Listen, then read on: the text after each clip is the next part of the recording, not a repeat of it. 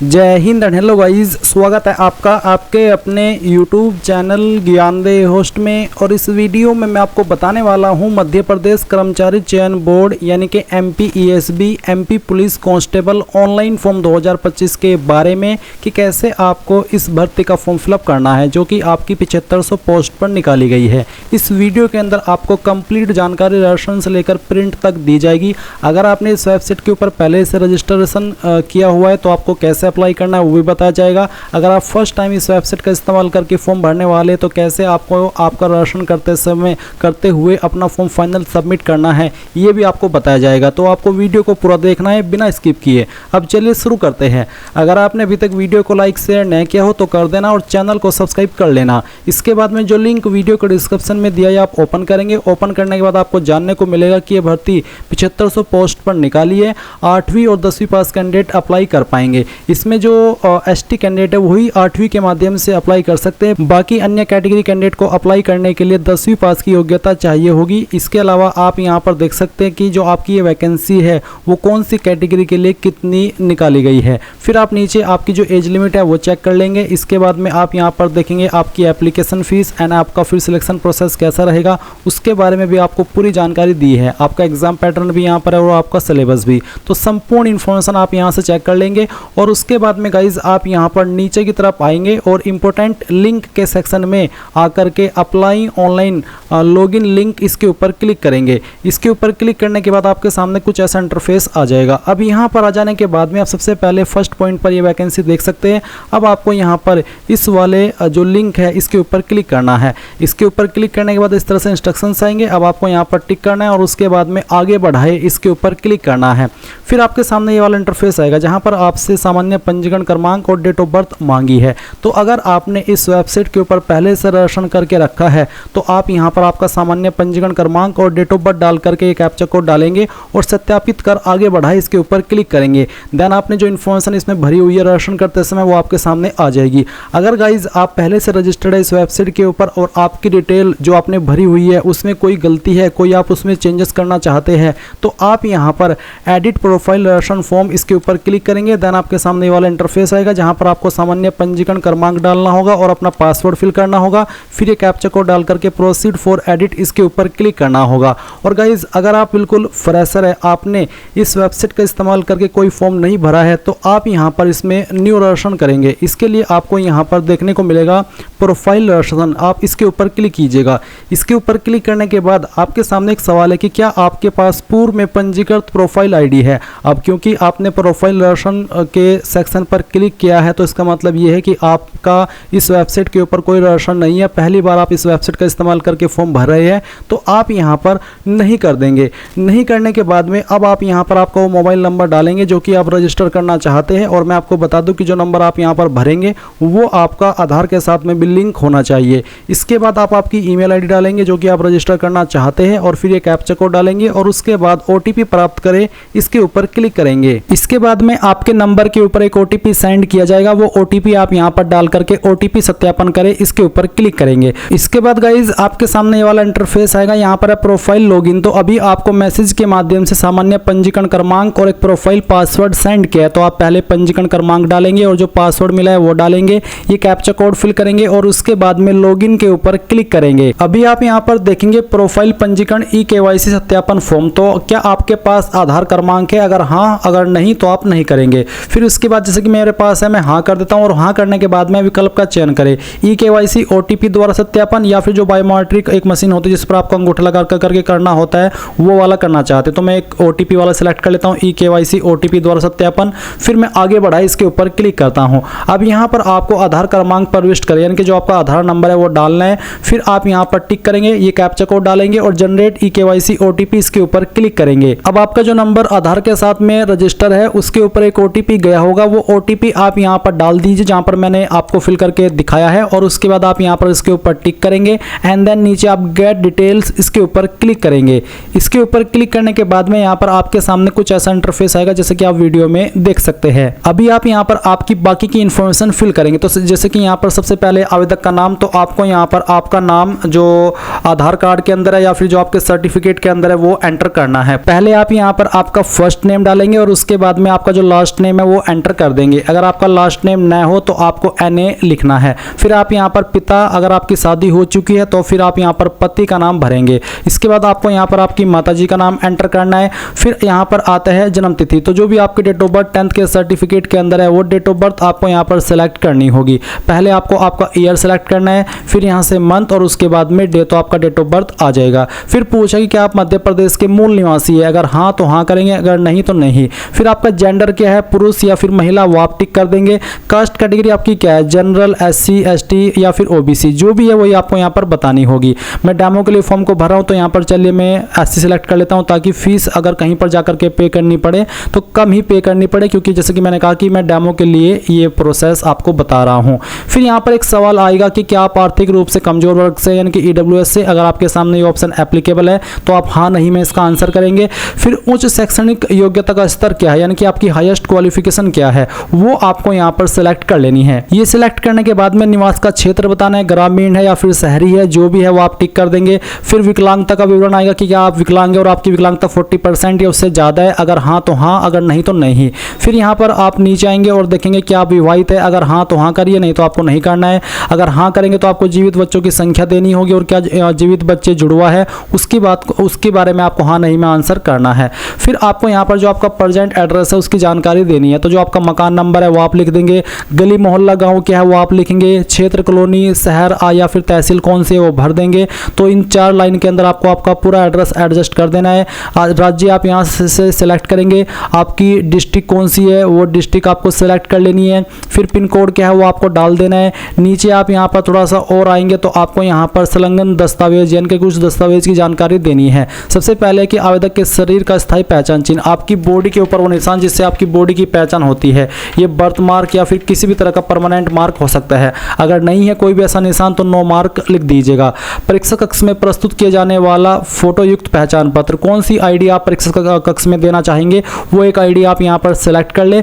और उसके बाद में आप नीचे आएंगे और आप देखेंगे बायोमेट्रिक परीक्षण का विवरण, क्या आपको फिंगर बायोमेट्रिक परीक्षण में कोई समस्या है, यानी कि अगर आपको फिंगर में भी कोई प्रॉब्लम आती है या आपका निशान नहीं लिया जाता तो आप हाँ कर दीजिए। अगर आपको कोई प्रॉब्लम नहीं आती है तो फिर आप नहीं कर दीजिए। और अगर आप हाँ कर रहे हैं तो फिर आपको बताना होगा कि किस वजह से आपको बायोमेट्रिक परीक्षण देने में प्रॉब्लम है। उसके बाद नीचे आएंगे, घोषणा पत्र देखेंगे, यहाँ पर टिक करेंगे और पंजीकृत करें इसके ऊपर क्लिक करेंगे। अब गाइज जो भी जानकारी आपने भरी है वो आप यहाँ पर ऊपर की तरफ देख सकते हैं। और अभी आप यहाँ पर इसमें कुछ और जानकारी ऐड करेंगे, जैसे कि आप यहाँ पर देख सकते हैं फोटो, सिग्नेचर और हैंड रिटन डिक्लेरेशन। इसमें आपको कैसे करना है उसकी जानकारी पहले आपको अच्छे से समझ लेनी है। इसको आपको JPG फॉर्मेट में रखना है और साइज 220 KB या इससे कम साइज में ही आपको इसको अपलोड करना होगा। इसके लिए आपको टेम्पलेट दिया, आप क्लिक किया डाउनलोड टेम्पलेट, इसके ऊपर क्लिक करेंगे तो आपको यहाँ पर एक ऐसी टेम्पलेट मिल जाएगी।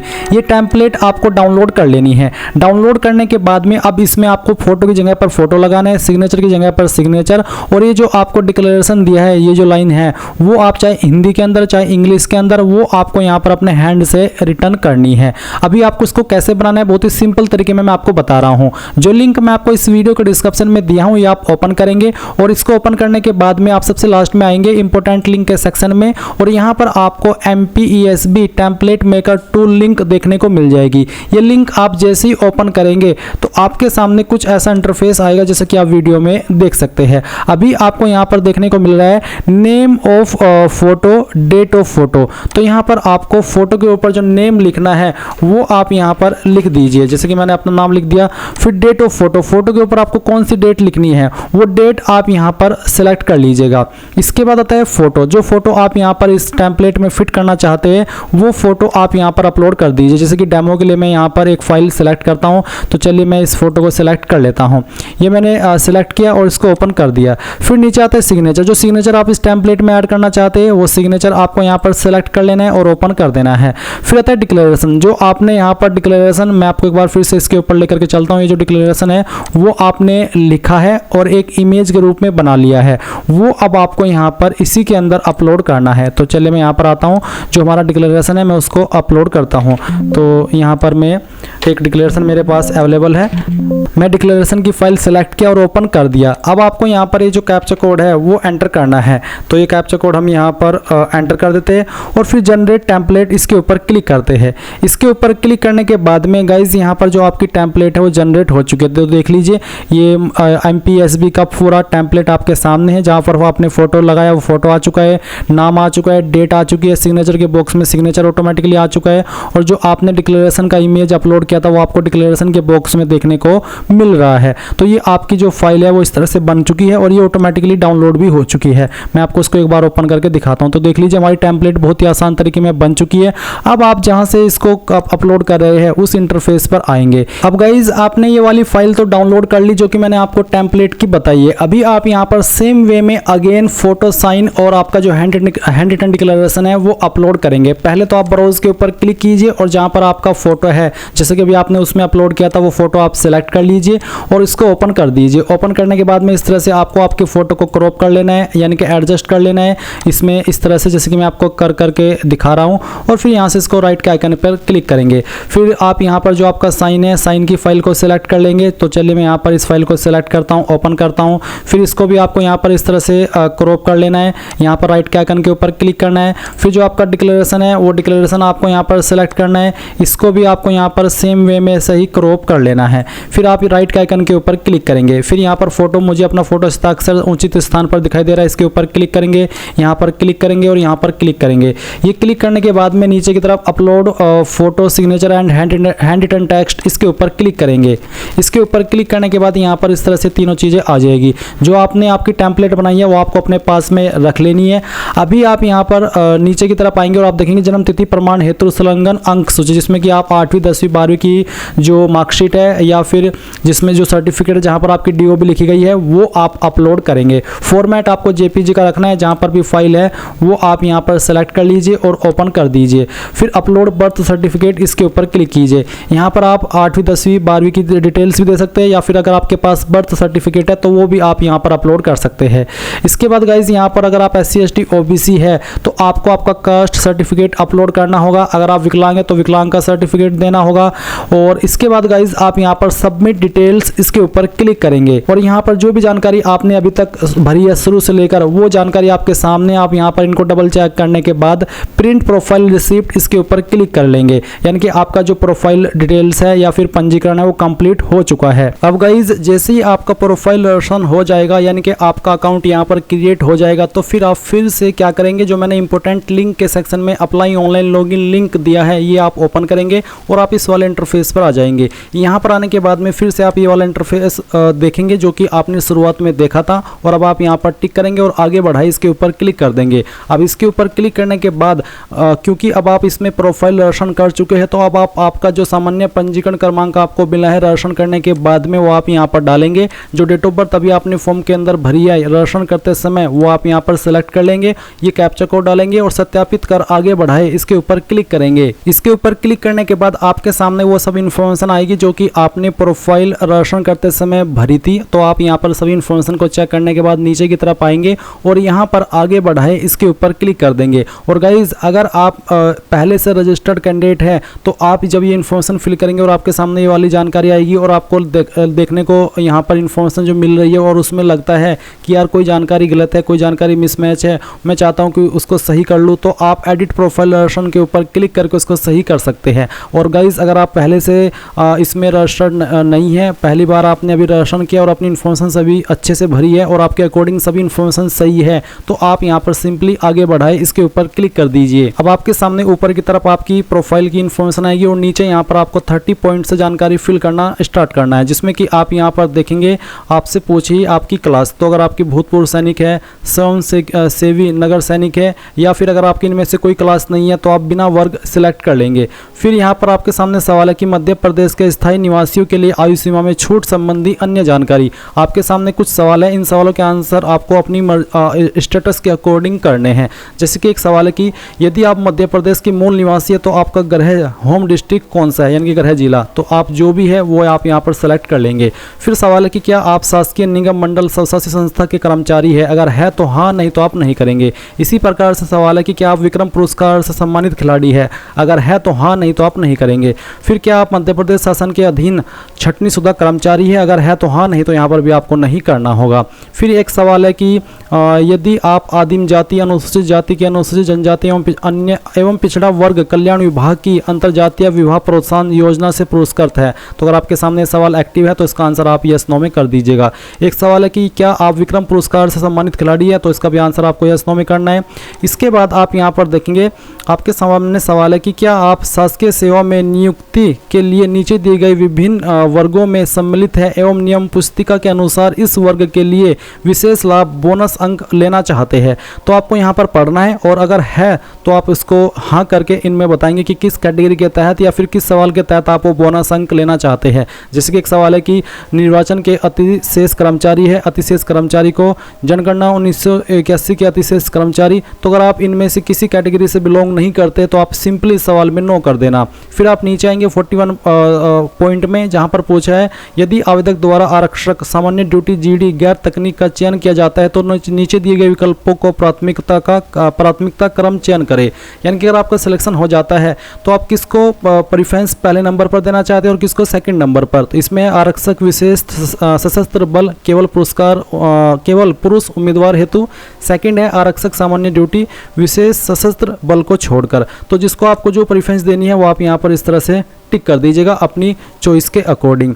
इसके बाद नीचे आप देखेंगे click here to select district preference, तो आप इसके ऊपर क्लिक कीजिए। अभी आप यहाँ पर 42 पॉइंट में शैक्षणिक योग्यता देखेंगे तो आपको सिलेक्ट करना है यहाँ पर 10वीं, क्योंकि 10वीं का ही ऑप्शन है। अगर आप एसटी है तो फिर आपको यहाँ पर 8वीं का भी ऑप्शन देखने को मिल जाएगा। तो यहाँ पर आपको 10वीं का रोल नंबर डाल देना है, जो भी आपका रोल नंबर है, और फिर आपको परीक्षा उत्तीर्ण वर्ष यानी कि किस साल के अंदर आपने आपकी जो 10वीं हो पास कर ली थी वो आप यहाँ पर डाल देंगे। फिर आएगा बोर्ड का नाम, जिस भी बोर्ड से आपने आपकी 10वीं किया उस बोर्ड का नाम आप डाल दीजिएगा, चाहे आपका एमपी बोर्ड है या फिर यूपी बोर्ड या फिर किसी अन्य स्टेट का बोर्ड या फिर सीबीएसई बोर्ड या आईसीएसई बोर्ड, जो भी बोर्ड है उसका नाम आप यहाँ पर सिंपली डाल दीजिएगा। अब आपके सामने यहाँ पर डिस्ट्रिक्ट की प्रेफरेंस आ चुकी है, तो आप जिस डिस्ट्रिक्ट को जिस नंबर पर प्रेफरेंस देना चाहते हैं उसको आप पहले टिक करेंगे और इस तरह से आप यहाँ पर आपकी चॉइस के अकॉर्डिंग इन जिलों को टिक कर देंगे।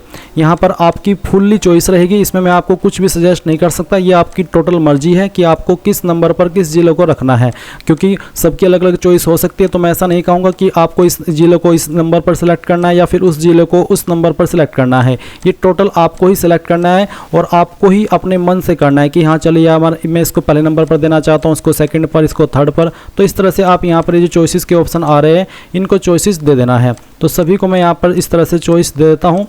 मैं यहाँ पर आपको सिर्फ दे करके दिखा रहा हूँ, आप आपकी मर्जी के अकॉर्डिंग इनको सेलेक्ट कर लेंगे। अब नीचे की तरफ आप आएंगे और यहाँ पर देखेंगे एक सवाल है कि क्या जो आवेदक मध्य प्रदेश के मूल निवासी नहीं है उन्हें केवल अनारक्षित बिना वर्ग ओपन श्रेणी में ही प्रवीणता के आधार पर स्थान प्राप्त होगा तथा उन्हें किसी प्रकार की छूट की पात्रता नहीं होगी। ये चीज़ आपको ध्यान में रखनी है। अब 44 पॉइंट है कि आवेदक यह सुनिश्चित कर लेवे कि नियम पुस्तिका के अध्याय 01 के बिंदु 12 के अनुसार दी गई न्यूनतम शारीरिक अर्हता रखते हैं, यानी कि जो फिजिकल एलिजिबिलिटी है क्या वो आपके पास है। आपने नोटिफिकेशन रीड करा होगा तो आपको पता होगा कि क्या क्या फिजिकल एलिजिबिलिटी आपसे मांगी है, तो यहाँ पर हाँ कर दीजिए। अगर आप नो करेंगे तो इसका मतलब आप अप्लाई करने के लिए एलिजिबल नहीं है। फिर सवाल है कि क्या आप आवेदित पद समूह के लिए न्यूनतम शैक्षणिक अर्हता रखते हैं, तो यहाँ पर भी आपको हाँ करना है। फिर आप नीचे आएंगे तो देखेंगे यदि आप मध्य प्रदेश के अनुसूचित जनजाति एसटी श्रेणी के उम्मीदवार है तो क्या आप 10वीं बोर्ड या इससे उच्च शिक्षा उत्तीर्ण है। तो अगर आप एसटी है और आपके सामने सवाल एक्टिव है तो आपको बताना होगा कि आप 10वीं बोर्ड या फिर उससे हायर क्वालिफिकेशन आपसे की है। अगर आपने 10वीं किया तो आप हाँ कर देना, अगर आपने 8वीं किया तो आप नहीं कर देना कि मैं 8वीं पास ही हूँ। इसके बाद में आवेदक का आधार कार्ड क्रमांक, आपको यहाँ पर आपका आधार नंबर देखने को मिल जाएगा।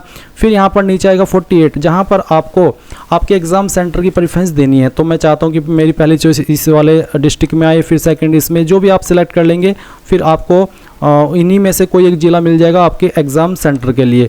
इसके बाद आप यहाँ पर नीचे की तरफ आएंगे और डिक्लेरेशन के ऊपर टिक करेंगे। फिर आप यहाँ पर आगे बढ़ाए इसके ऊपर क्लिक करेंगे। अब आपके सामने यहाँ पर कुछ ऐसा इंटरफेस आएगा जैसे कि आप वीडियो में देख सकते हैं, जहाँ पर गाइज आपसे गृह जिला संबंधी दस्तावेज जिसका फॉर्मेट जेपीजी और जो आपकी उसकी विथ है वो आप देख सकते हैं कि कितने पिक्सल से लेकर के कितने पिक्सल के बीच में रहनी चाहिए और डॉक्यूमेंट का साइज 150 के बीच से ज़्यादा नहीं होना चाहिए। जहाँ पर बेसिकली आपको upload domicile domicile home district certificate यानी कि आपको निवास प्रमाण पत्र यहाँ पर अपलोड करना है।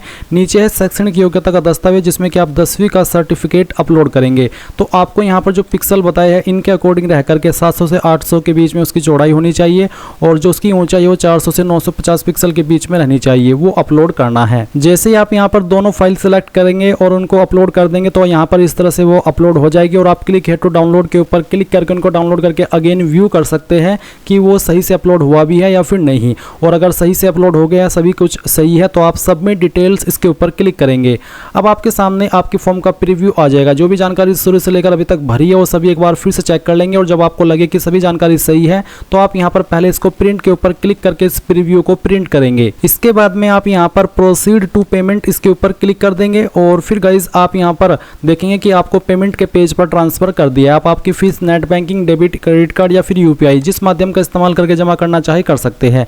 जैसे आप यहाँ पर कोई भी माध्यम सेलेक्ट कर लेंगे तो फिर गाइज आपको यहाँ पर उसी माध्यम का इस्तेमाल करके अपनी फीस जमा करनी होगी और जैसे आपकी फीस जमा हो जाएगी और वो सक्सेसफुल रह जाएगी तो फिर आप अपने फॉर्म का फाइनल प्रिंट आउट ले पाएंगे। अगर आपकी फीस जमा हो जाती है और आप फाइनल प्रिंट नहीं ले पाते या फिर फीस पेमेंट करते समय कोई एरर आ जाता है और आपको समझ में नहीं आता कि अब मैं क्या करूं, कैसे अपना फाइनल प्रिंट लूं, तो मैं आपको बता दूं, आपको अगेन जो लिंक मैंने इस वीडियो के डिस्क्रिप्शन में दिया हुआ है इसको ओपन करके इंपॉर्टेंट लिंक के सेक्शन में आना है, apply online login link open करना है एंड देन फिर यहाँ पर इस वाले इंटरफेस पर आना है। अगेन जैसा कि आपने अप्लाई करने की शुरुआत की थी यहाँ पर क्लिक करना है, यहाँ पर टिक करना है और आगे बढ़ाई के ऊपर क्लिक करना है। फिर जो सामान्य पंजीकरण क्रमांक आपको पंजीकरण करने के बाद में मिल जाता है वो आप यहाँ पर डालेंगे, आपका डेट ऑफ बर्थ डालेंगे, ये कैप्चा कोड फिल करेंगे और सत्यापित कर आगे बढ़ाए। जैसे इसके ऊपर क्लिक करेंगे तो आपके सामने आपका भरा हुआ फॉर्म आ जाएगा और पेमेंट करने का जो स्टेटस लिंक है वो भी आपको देखने को मिल जाएगा और आप वहाँ पर उस लिंक का इस्तेमाल करके अगर पेमेंट अधूरा है तो पेमेंट भी कर लेंगे और जो आपका फाइनल प्रिंट है वो भी आप यहाँ से ले लेंगे। तो ये चीज़ मैंने आपको क्लियर कर दी है। आई होप आपको सभी चीज़ें क्लियर हो गई होगी। अगर अभी भी कोई सवाल डाउट रह गया हो तो आप कमेंट के माध्यम से पूछ लीजिएगा। Thanks for watching. जय हिंद।